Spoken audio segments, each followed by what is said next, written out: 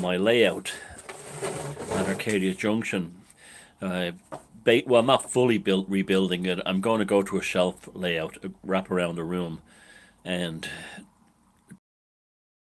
it's the easiest style of layout for me to work with because it's so easy to get the wiring done and everything. But today, I want to talk about these pre-made scenery sections. They get a bad vibe. This is a reputation from serious modelers in that they're very toy-like, and they are in their own kind of way. These are very toy-like, things. They are basically set for model train sets, so people can have scenery without actually going through the trouble of building scenery, plaster, and so on. But I got this one fairly in. Looking at it again, and it does have tremendous potential. Sure, you have the silliness of this supposed like river coming down here. You could just cover that in, but otherwise, in terms of that, the detailing on the cliff faces is pretty good. Now, the way I see this is like a semi-blank canvas to turn this into something that actually would be quite presentable. Like, for instance, painting over that river. You could do something like put taller trees at the bottom and smaller trees at the top to create a sort of a sense of false perspective.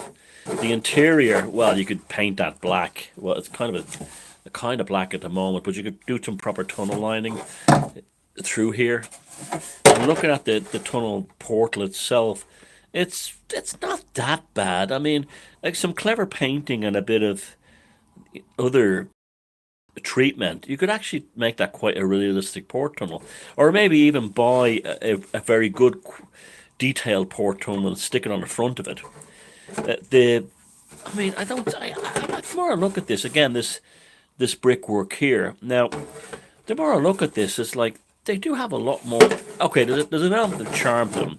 That's very German, very insetty, that kind of thing. But at the same time, too, they're not stupid. They can actually be upgraded and made to be, quite interesting models. And I think I'm going to have a go at this. I bought two of these, and one of them I wanted for a corner piece, and I wanted, for a curved track to go through. And it had this huge section below it at the bottom, like a lake, which kind of, I don't know, it just seemed like superfluous and unnecessary.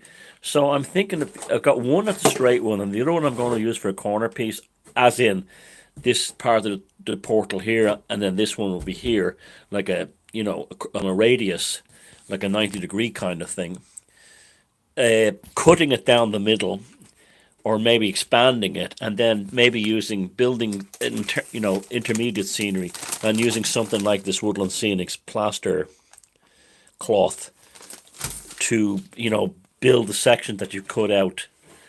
But I mean, these are quite inexpensive. I paid €20 for this, and if you think if you bought two tunnel portals and a few other things in the flock, you'd spend nearly that anyway. And they can be improved, and it can be a hobby by itself. One of these things of like fixing things up. So I'm actually going to try and give this thing some respect. Yes, I know it's a toy. Yes, I know it's not a serious modeling thing. But at the same time, too, I've always kind of liked the idea of terrain scenery that's used in wargaming being brought into model trains. And, stay tuned. I think I'm going to actually give some proper respect to these things because I think they're worth it. And again, it's fun. So let me know what you think. Thank you.